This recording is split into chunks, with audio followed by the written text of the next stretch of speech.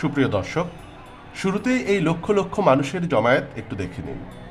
শুনে নিন লাখো মানুষের সমবেত কলস্বর, অনুধাবন করুন অগণন মানুষের গুঞ্জরণ, অনুভব করুন তাদের হৃদয়কে, বোঝার চেষ্টা করুন সমবেত মানুষের বিশ্বাস আর ভক্তিকে।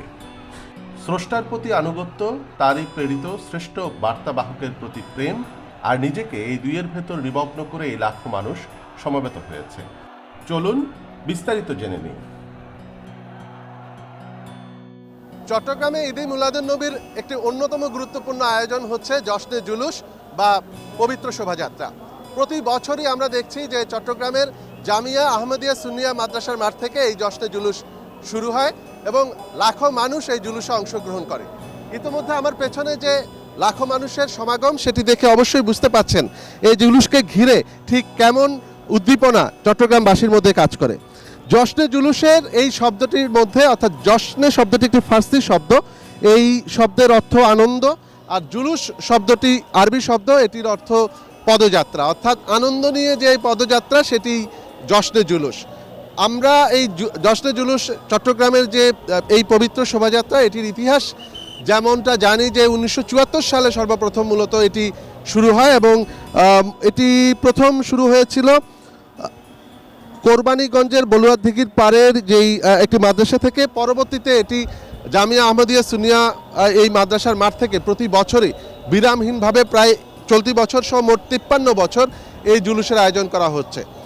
এই জুলুসকে কেন্দ্র করে আমরা চট্টগ্রাম এবং চট্টগ্রামের আশপাশের বিভিন্ন এলাকা থেকে হাজার হাজার লাখ লাখ মানুষ এই মিছিলটিতে অংশগ্রহণ করেন। পুরো আয়োজনটিকে ঘিরে এক ধরনের আনন্দ এই পুরো বিষয়টিই প্রকাশ করে থাকে এই জশ্নে জুলুস থেকে। মাঝখানে আমরা শুনেছিলাম যে এই জশ্নে জুলুসটি ইউনেস্কোর বিশ্ব ঐতিহ্যের অংশ হিসেবে ঘোষণা করা যায় কিনা সেই ব্যবস্থাপনাটি চেষ্টা ইতিমধ্যে এই জুলুস আয়োজক কমিটি তারা মূলত করছিলেন, কিন্তু এখনও যদিও সেটি তারা সফল হতে পারেননি, তবে তারা বলছেন যে তাদের বিশ্ব ঐতিহ্যের অংশ হিসেবে এই জুলুসকে লিপিবদ্ধ করা যায় কিনা সেই চেষ্টাটি তারা করছেন। মূলত ধর্মীয় মেলবন্ধনের মাধ্যমে সারা দেশের, বিশেষ করে চট্টগ্রামের মানুষের মধ্যে এক ধরনের ভালোবাসা, প্রেম এবং সম্প্রীতির বার্তা পৌঁছে দিতেই এই জুলুস প্রতি বছর আয়োজন করা হয়, এমনটাই এই জুলুস কমিটি অর্থাৎ বিশেষ করে গাউসিয়া কমিটি এর ব্যবস্থাপনায় থাকে তারা আমাদেরকে জানিয়েছেন। সবচেয়ে বড় ব্যাপার হচ্ছে এই জুলুসকে কেন্দ্র করে একটি উৎসবমুখর পরিবেশ চট্টগ্রামে তৈরি হয় এবং অনেক মানুষের মধ্যে যে এক ধরনের মেলবন্ধন, পারস্পরিক সম্প্রীতির বিনিময়, সেটির একটি বড় ধরনের উদাহরণ এই জশ্নে জুলুস বা পবিত্র শোভাযাত্রা। জুলুসে এই বিশাল জনস্রোত বলা যায় জেলার বিভিন্ন স্থান থেকে আসে। এজন্য কয়েক সপ্তাহ ধরে চলে প্রস্তুতি। মূলত রবিউল আওয়াল মাসের চাঁদ দেখা যাবার পরই শুরু হয় নানা তোড়জোড়। পাড়ায় পাড়ায় এই প্রস্তুতি ঘিরে দারুণ উপলক্ষ সৃষ্টি হয়। কোন পথ ধরে কিভাবে যাওয়া হবে জুলুসের স্রোতে সেই হিসাবও চলে। রিক্সা, সাইকেল, ভ্যান, ট্রাক কি থাকে না এখানে। রং বেরঙের কাগজ, জরি আর ফুলে ফুলে সাজানো হয় এসব যানবাহন। আর পায়ে হেঁটে জুলুসে হাঁটা তো আছেই। সকাল থেকে নগর ও জেলার বিভিন্ন স্থান থেকে আসা লোকজন জামিয়া মাদ্রাসা মাঠে জড়ো হয়। জশ্নে জুলুস শুরু হলে সড়কের দুই পাশে দাঁড়ানো শত শত মানুষ তাদের স্বাগত জানায়। নানা বয়সের, নানা ধরনের পোশাক পরে মানুষ সমবেত হয় এখানে। আমি এমনটাও দেখেছি অনেক তরুণ দল বেঁধে এই একই ধরনের পোশাক পরে জুলুসে সমবেত হয়।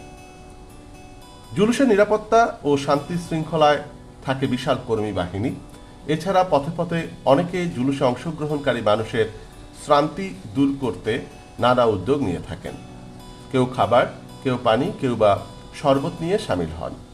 জুলুসকে ঘিরে ব্যানার, ফেস্টুন, তোরণে সাজানো হয় আলমগীর খানকা, জামিয়া মাদ্রাসা, মুরাদপুর এবং আশপাশের বিস্তীর্ণ এলাকা। নগরীর বিভিন্ন মসজিদ ও মোড়ে মোড়ে করা হয় আলোকসজ্জা। মিলাদুন্নবী পালনে সবচেয়ে বেশি জাঁকজমকপূর্ণ এবং উৎসবমুখর থাকে চট্টগ্রামের ইসলাম ধর্মাবলম্বীদের মধ্যে সুন্নি ধারাটি। তারা এই জুলুসের বাইরেও নানা ধরনের আয়োজন করে থাকে। এতে সার্বজনীন ব্যাপার যেমন থাকে, তেমনি পারিবারিক ক্ষেত্রেও একটি আলাদা আবহ তৈরি হয় এই মিলাদুন্নবীর সময়কে ঘিরে। যেমন এই সময় বিবাহিত মেয়েরা তাদের বাবার বাড়িতে বেড়াতে আসে, অর্থাৎ নাইর আসে। পরিবারের যে সদস্যটি ঘরের বাইরে থাকে সে ঈদের সময় যেরকম বাড়িতে আসে, এই মিলাদুন্নবীকে ঘিরেও কিন্তু সে ঘরে ফিরে। আবার বলা যায় যে অনেক পরিবারে কাঙ্ক্ষিত সম্মিলনটা এই মিলাদুন্নবীর সময় ঘটে থাকে। মিলাদুন্নবীকে ঘিরে শহরে এই ধরনের জাঁকজমকপূর্ণ জুলুসের পাশাপাশি বিভিন্ন গ্রামে বর্ণিল আলোকসজ্জা হয়, বাড়িতে বাড়িতে ভালো খাবার রান্না হয়, বাড়িতে বাড়িতে একটু যারা সমাজে পিছিয়ে থাকা মানুষ আছে তাদেরকে দাওয়াত করে খাওয়ানো হয়। অর্থাৎ ঘরে ঘরে একটি অনন্য রেশ তৈরি হয়, আলাদা আবহ তৈরি হয় এবং এই উৎসবে সামিল মানুষজন তার প্রার্থনার মধ্য দিয়ে, তার স্রষ্টার প্রতি আনুগত্য প্রকাশের মধ্য দিয়ে একটি সমৃদ্ধ সুন্দর পৃথিবীর স্বপ্ন নিশ্চয়ই দেখেন।